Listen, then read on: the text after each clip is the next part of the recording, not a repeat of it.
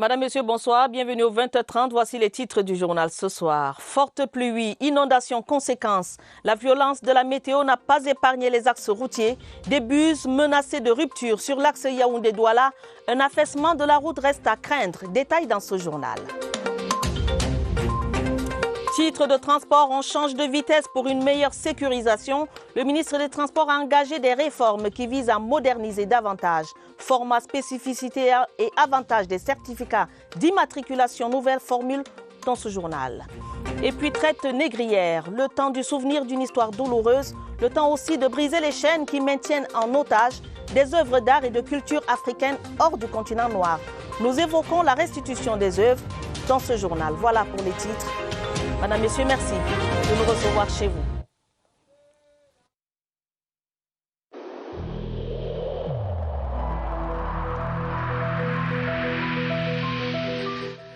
Il est essentiel que les mesures qui ont été indiquées soient absolument respectées par chacun de nous. Lavez-vous régulièrement les mains à l'eau et au savon ou à l'aide d'un gel hydroalcoolique. Restez à au moins 1 mètre de distance des autres personnes, surtout si elles toussent, éternuent ou ont de la fièvre. Si vous avez de la fièvre, de la toux ou des difficultés à respirer, consultez un médecin.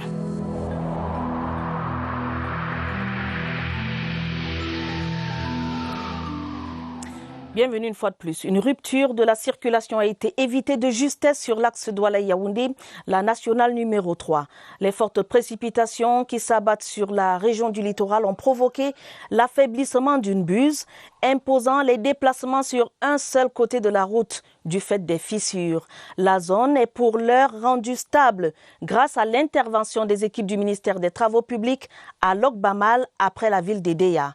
Plus de précisions dans ce reportage que signe Léon Bertrand Tanefo de CRTV Littoral. Ils ont bravé les intempéries et l'obscurité pour relever le défi de la fluidité de la circulation entre Douala et Yaoundé. Des heures d'intenses travaux imposés par la forte pluviométrie et la défectuosité de certaines buses. Nous sommes au village Lokbamal. Nous avons eu un phénomène d'érosion du bloc technique de la buse que vous voyez devant vous. En effet, du fait des inondations des 2 derniers jours, l'eau s'est infiltrée dans le bloc technique et a entraîné les matériaux au niveau supérieur de la buse, laissant un vide à l'intérieur. Toute la nuit, l'équipe du ministère des Travaux publics a procédé au nettoyage et à la stabilisation de la zone. Hier, ce passage se faisait en un seul sens au niveau de l'axe qui tenait encore un peu. Donc le travail a consisté à nettoyer, à ouvrir et à stabiliser avec les blocs rocheux que vous voyez là. Une intervention prompte qui va se poursuivre sur d'autres sites déjà répertoriés par le ministère des Travaux publics. Le ministère des Travaux publics a procédé à l'identification de toutes les buses objets du changement et a programmé les interventions. Je crois que la première vague vient de s'achever et la deuxième est en cours de contractualisation. Pour l'heure, la circulation est fluide sur l'axe Douala-Yaoundé malgré la météo capricieuse, source d'inquiétude. Reparlons justement des inondations de vendredi dernier à Douala. Le maire de la ville évalue les dégâts dans les zones sinistrées et réconforte les victimes. Roger Victor Mbassadine est descendu sur le terrain en compagnie des maires des communes d'arrondissement. Chris Patricia Loulouga nous en dit davantage. Les zones inondées dans les communes de Douala 1er, 3e et 5e portent encore leur marque de la fureur des eaux. Le maire de la ville, Roger Mbassadine, venu évaluer les dégâts, était également porteur d'un message de sensibilisation sur l'incivisme des habitants. Éviter que les drains ne soient des dépotoirs d'ordures, éviter que des gens ne viennent carrément construire sur les drains, n'est-ce pas? Et puis veiller à un entretien léger, un entretien courant des drains. Avec la saison pluvieuse en cours, les autorités municipales proposent des solutions pour éviter des catastrophes naturelles. Il y a 240 km de drains, nous n'en avons pas, même pas construit la moitié. Donc il faut construire ces drains-là. Et deuxième chose, il faut veiller à la gestion des drains en associant les populations. Il faut que les populations s'approprient les drains et évitent de construire à moins de 7 mètres de chaque côté de drain. Au cours de cette évaluation des dégâts, les maisons construites dans les zones à risque ont été répertoriées et seront démolies. Toujours en rapport avec ce sinistre, la ministre de l'Habitat et du Développement urbain est à Douala. Célestine Ketcha-Cortez est allée évaluer les dégâts causés par ces inondations. Elle a sillonné les quartiers les plus sinistrés. Accompagnée de Madame la secrétaire d'État en charge de l'habitat, Marie-Rose Dibon, et du maire de la ville de Douala, elle a échangé avec les habitants, comme vous pouvez le voir en image, et insisté sur les questions de discipline et de civisme autour des drains et des canalisations, ainsi que sur les enjeux du développement participatif. Madame Ketcha-Cortez a également exprimé la compassion des pouvoirs publics à l'endroit des familles sinistrées. Je vous le disais dans les titres du journal, Le Monde marque un arrêt ce 23 août pour se souvenir de la traite négrière et de son abolition il y a plus de 200 ans. Un projet interculturel dénommé La Route de l'esclave existe et vise à inscrire cette tragédie dans la mémoire des peuples. L'occasion pour la rédaction d'interroger la restitution des œuvres d'art à l'Afrique. Ces œuvres et objets pillés au continent noir au cours de cette période sombre de l'histoire de l'humanité. Daniel Menanga. La longue marche vers la restitution du patrimoine culturel du Cameroun. Yaoundé, au ministère des Arts et de la Culture, une piste, 300 ans après. Cette image, le trône du 11e souverain du peuple Bamoun, exposé en France. Dans le musée du Quai Branly, il y a des milliers, à moins, on parlait à l'époque de 6000 objets d'origine camerounaise. Là, une proue de pirogue royale, Sawa, retrouvée au Portugal. Mais maintenant, ce qu'il faut, c'est que le pays entreprenne un inventaire beaucoup plus précis de ces biens-là. Il y a quelques années, la France a émis le vœu de restituer le patrimoine matériel du Cameroun. Mais l'entreprise semble difficile. Il fallait que le pays manifeste la volonté du retour de ces biens. Il n'y a pas simplement les objets d'art, il y a également les archives que la France a emportées. Plus complexe encore avec cette opération de déclassification de nos précieuses archives dans certains pays étrangers. Et là, péril en la demeure de l'histoire du Cameroun. Vivement le retour des biens de nos ancêtres. Sécurisation et modernisation des titres de transport. Les réformes entreprises par le ministère des Transports rentrent dans une phase plus concrète dès demain lundi. Il sera présenté aux usagers demandeurs de nouveaux formulaires d'immatriculation, un processus entièrement informatisé. Voici les explications de Cyril Kingembepe. Ces immatriculations à 4 chiffres vont disparaître dès le 1er janvier 2021. Les propriétaires de ces véhicules ont encore un peu plus de 4 mois pour procéder à leur mutation. Les délégations régionales du ministère des Transports et leurs bureaux vont tenir un formulaire nouveau. Il va ressembler à un livret, une chemise cartonnée. Comme pour la CNI, chaque formulaire aura un numéro de codification qui assure la traçabilité avec en appui un récépissé. Les délais et les procédures de traitement vont drastiquement être réduits grâce aux données scannées. Les véhicules avec 3 chiffres vont rester en circulation. La date d'expiration de leur carte grise actuelle va déclencher le processus annoncé. Elle sera alors présentée sous un format nouveau avec des signes de sécurité de dernière génération. Des innovations qui viennent s'ajouter à celles liées au certificat de visite technique expérimenté depuis plusieurs semaines. La modernisation des titres de transport emprunte un nouveau visage avec l'entrée en scène depuis le 17 août dernier d'une nouvelle carte grise. Ce nouveau support d'immatriculation est plus léger avec la forme d'une carte nationale d'identité. Il garantit une meilleure sécurisation des recettes publiques avec l'intégration de protocoles de sécurité supplémentaires qui rendent cette carte grise presque impossible à falsifier. Franck Evina. C'est un virage décisif dans le processus de modernisation des titres de transport. La nouvelle carte grise est un support à base de thermoplastique doté d'une vingtaine de protocoles de sécurité. Ces nouveaux cartes viennent avec une application mobile qui permet à ce que tous les différents services de transport ainsi que les FMO pouvaient procéder à l'authentification à tout moment. L'idée, c'est de protéger le certificat d'immatriculation qui confère une existence légale au véhicule. Un peu comme un acte de naissance. Ça sécurise les recettes de l'État parce qu'en 2018, La direction générale des douanes avait communiqué que la douane a perdu environ 5 milliards liés aux faux cartes grises qui sont en circulation. Avec ces nouveaux cartes grises, la possibilité de reproduction est réduite à 0. L'ancienne carte grise ne disparaît pas systématiquement de la circulation. Tout le monde qui a produit son carte grise avant le 17 du mois d'août 2020, il faut que les Camerounais sachent que cette carte grise reste toujours valide jusqu'à la date de sa péremption. Le mécanisme de production de la nouvelle carte grise établit également une interconnexion entre les différents titres de transport. Où en est-on avec l'implémentation des langues officielles dans les administrations publiques et institutions étatiques? Pour en avoir le cœur net, la Commission nationale pour la promotion du bilinguisme et du multiculturalisme se déploie dès ce lundi dans les départements ministériels. La Commission Moussongé entend activer les leviers d'une meilleure promotion du bilinguisme au Cameroun. Augustin Guizana. Cela fait 8 mois que le Cameroun s'est doté d'un instrument juridique visant à redynamiser le caractère bilingue du pays. En 30 articles, la loi portant promotion des langues officielles définit l'objet et fixe le champ d'application. Toute chose qui renforce le déploiement de l'organe consultatif en la matière. La Commission nationale pour la promotion du bilinguisme et du multiculturalisme, créée en 2017, est placée sous l'autorité du président de la République Paul Biya. Cette commission-là soumet des rapports et des avis au président de la République. Elle assure le suivi de la mise en œuvre des dispositions constitutionnelles. Et ces dispositions font de l'anglais et du français des langues d'égale valeur.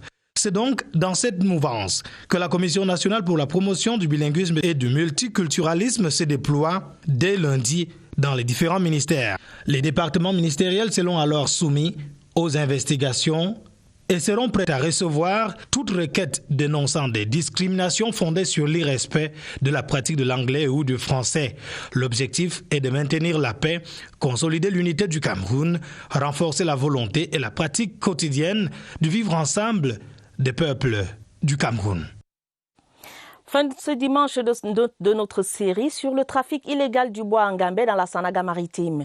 Un trafic qui a de nombreuses conséquences sur le patrimoine local et qui est au cœur des préoccupations du ministère des Forêts et de la Faune. Ce soir, nous explorons les pistes envisagées pour résoudre cette épineuse question, tant en Gambé que dans les autres massifs forestiers de notre pays. Léon Bertrand-Tanefo pour les détails.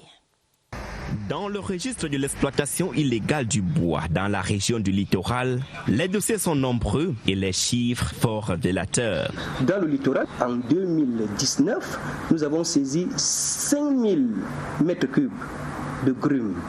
Et nous avons ouvert effectivement 24 contentieux et 100 millions de francs ont été encaissés au titre de vente aux enchères. Un phénomène qui ne peut être efficacement combattu qu'avec l'implication des populations.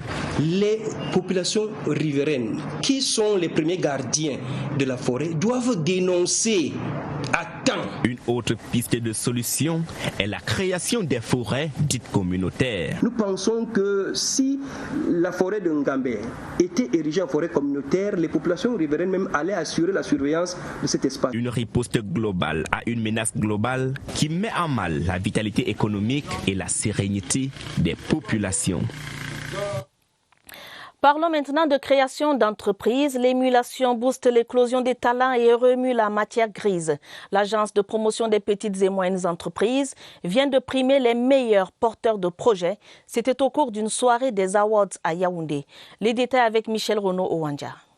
La soirée organisée par l'Agence de promotion des petites et moyennes entreprises avait pour principal objectif d'encourager l'entrepreneuriat local à travers le fonds d'appui au prototypage. Ici, jeunes, adultes et personnes en voie de réinsertion sociale ont présenté plus de 50 projets. Au terme de la sélection, 20 lauréats ont reçu des subventions allant de 5 à 2 millions de francs CFA. À partir du jeu qui est un jeu de société, on peut retrouver et travailler dans tous les domaines. Les matières souvent rébarbatives pour les enfants, comme les mathématiques, les sciences.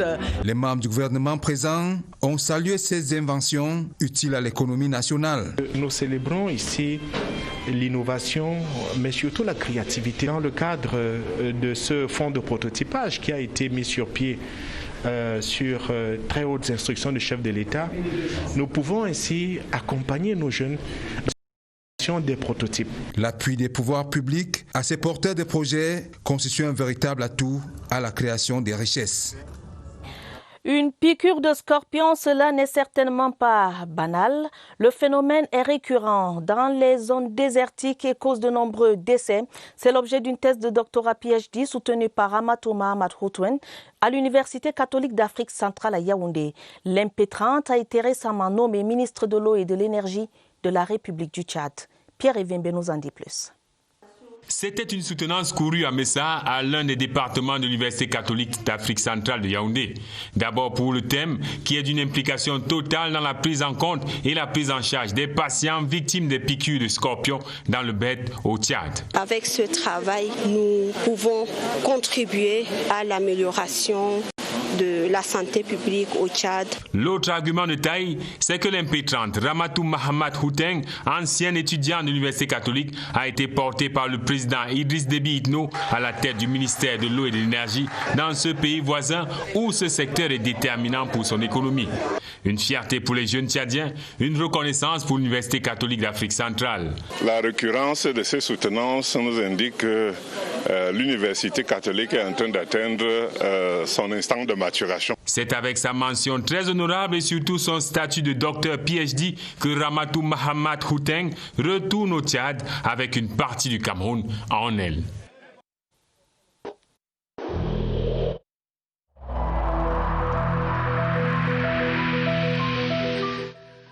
Le port du masque dans l'espace public restera obligatoire jusqu'à nouvel ordre.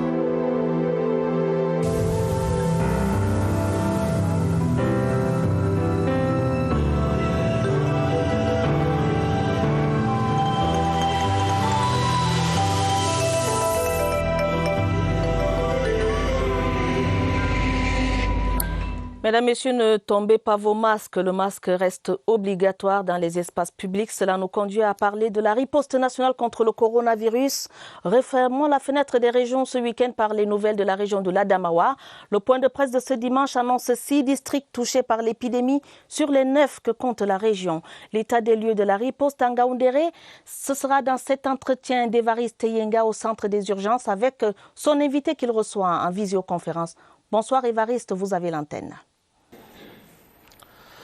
Bonsoir à Tabadine Omar, on va se rafraîchir dans la région Château d'eau du Cameroun. On y va prendre les nouvelles de l'évolution de la lutte contre le coronavirus. Notre invité ce soir, c'est le docteur Yao Aladi Zakari. C'est le délégué régional de la santé publique dans ce territoire. Bonsoir docteur. Oui, bonsoir. Monsieur le gouverneur, et nous avons mis sur pied rapidement la cellule de veille sanitaire régionale. Et nous avons lancé des vastes campagnes de sensibilisation sur les mesures barrières de Covid-19, mettant en contribution les autorités administratives, les leaders politiques, traditionnels, religieux et les associations de la société civile. Et nous avons aussi mis sur pied l'activation de gestion des incidents, qui est la branche technique de l'opération au niveau régional dont je suis le gestionnaire. Et ce qui nous a permis de répondre ponctuellement aux alertes et aux investigations des cas suspects et leurs contacts par notre équipe d'intervention rapide régionale. Alors, la deuxième phase consistait aussi à la stratégie Tracking, Testing and Treat. Nous avons installé dans les postes fixes de dépistage à l'hôpital régional, à l'hôpital protestant de Ngaoundéré, au centre médical d'arrondissement de Dang, actuellement un total de 234 cas positifs, avec 126 guéris, 71 cas actifs, 9 décès et 11 personnels de santé infectés, dont 0,7 guéris en ce moment. Ça veut dire que nous avons actuellement 6 districts de santé sur 9 qui sont touchés. 3 sont silencieux, Mbankim, Bagno et Tinière. Nous avons enregistré des cas sporadiques dans les districts de santé de Djawon, 3 cas, Tibati 3 cas, Angaoundal 2 cas et Amaiganga 1 cas. Tous sont guéris actuellement. Nous allons préciser ici que l'épicentre de l'infection du Covid-19 se trouve dans la ville de Ngaoundéré avec 225 cas sur les 234 enregistrés. Alors, on voit bien tous les efforts déployés jusqu'ici, monsieur le délégué. Seulement, il reste un peu plus de 100 cas actifs. Est-ce que cela vous met sous pression pour pouvoir endiguer la maladie? Déjà, je voudrais vous rappeler que nous n'avons pas 100 cas, nous avons 71 cas actifs, tous sont sur traitement et évoluent bien. Nous n'avons aucun cas sévère en ce moment. Tous ces cas sont asymptomatiques et répondent favorablement au traitement. Donc nous ne sommes pas sous la pression, au contraire, nous planifions notre troisième phase de riposte qui consiste à traquer les nouveaux cas à travers les stratégies avancées en poste fixe et mobile de dépistage de Covid-19 dans les communautés.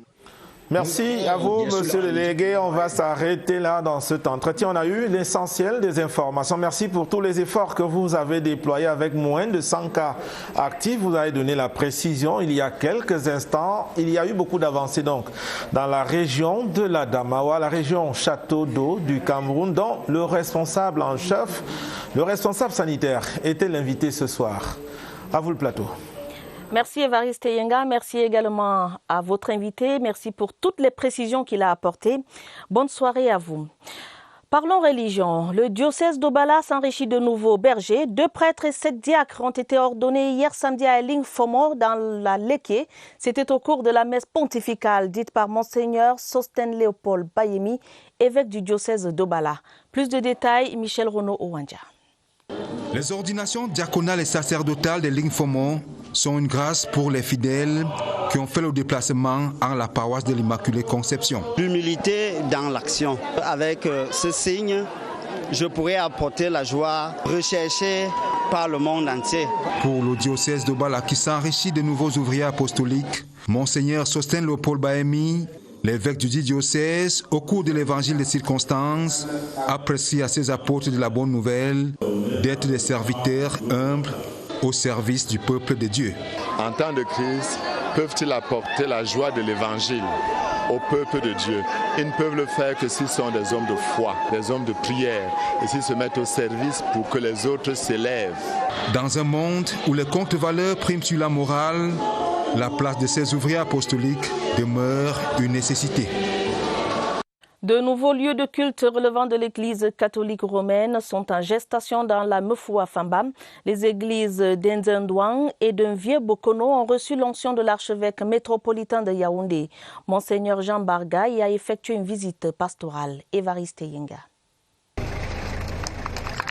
Le berger, accueilli par ses brebis, son bâton de pèlerin a conduit Monseigneur Jean Barga à la grotte mariale d'Unvié Bokono. C'est pour bénir ce lieu de prière dédié à la Mère du Christ, situé près de Soa et de Minkama, par Obala. Nous l'avons initié pour permettre au peuple de Dieu de pouvoir se recueillir avec la Vierge Marie. Tout à côté sortira de terre une chapelle à la demande des fidèles du coin. Une autre chapelle verra le jour à Ezendouane, localité voisine. C'est un vaste projet. Très heureux de visiter la paroisse qui se crée dans cet arrondissement des Zandouane. Et à côté de cette paroisse, il y a une plus ancienne, la paroisse de Mbiabokon, qui constitue pour le moment une seule unité. Notre objectif est de venir lancer le plan quinquennal du projet pastoral. En attendant, c'est en plein air que l'archevêque de l'archidiocèse de Yaoundé a réuni ses ouailles. La messe, c'est aussi des sacrements, le baptême, la première communion et la confirmation.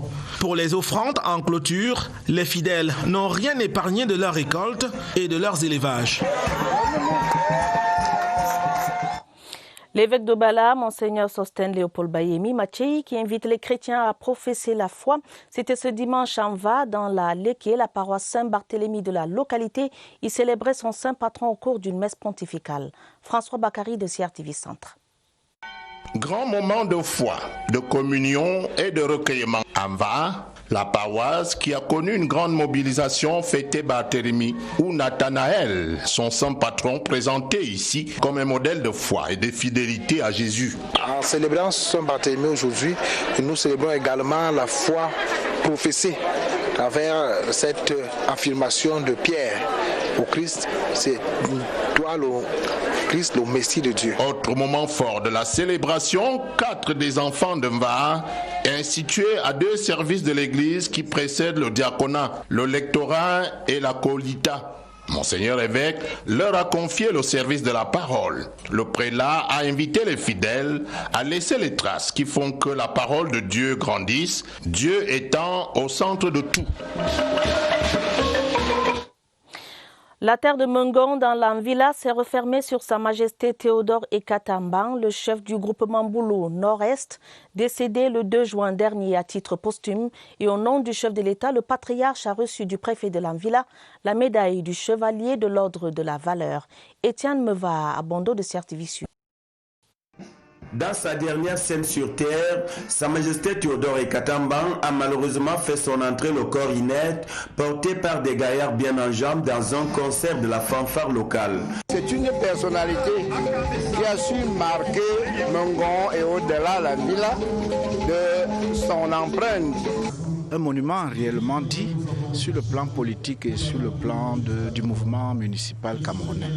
Les chefs traditionnels souscrivent à un rituel défendu par le défunt de son vivant. Un confrère exceptionnel dans sa sympathie, dans sa compréhension, son humilité, sa patience, son endurance, sans oublier le fait qu'il était également un conseiller non négligeable. Papa, tu pars avant nous, bien trop tôt, bien trop vite.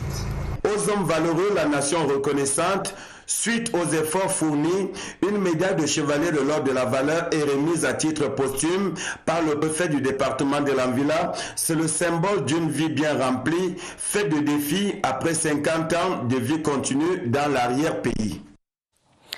Ouvrons notre page spéciale Destination Cameroun, mon beau pays, pour dire qu'il n'y a pas que le mont Cameroun qui se dresse fièrement sur la terre camerounaise. Dans d'autres régions, d'autres monts font la beauté du patrimoine camerounais.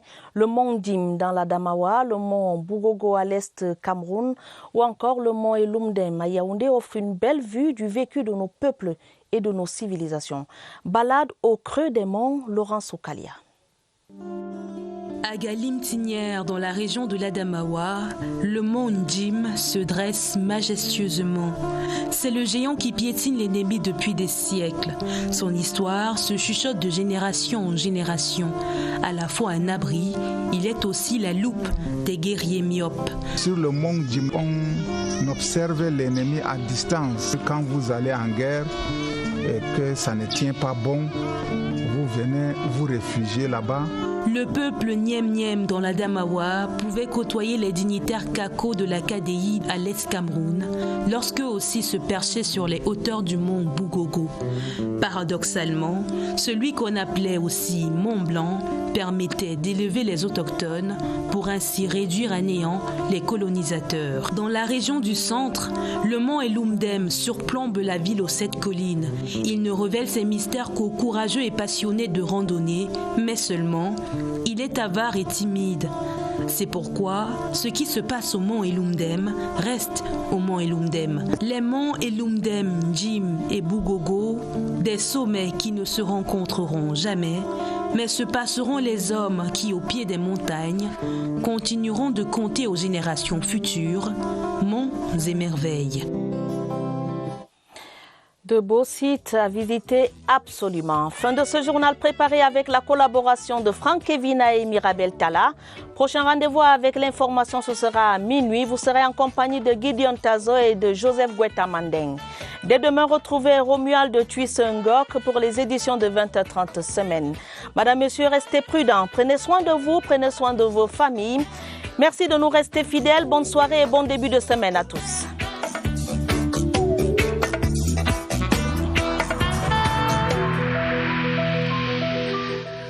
Évitons de stigmatiser ceux qui sont atteints par la maladie.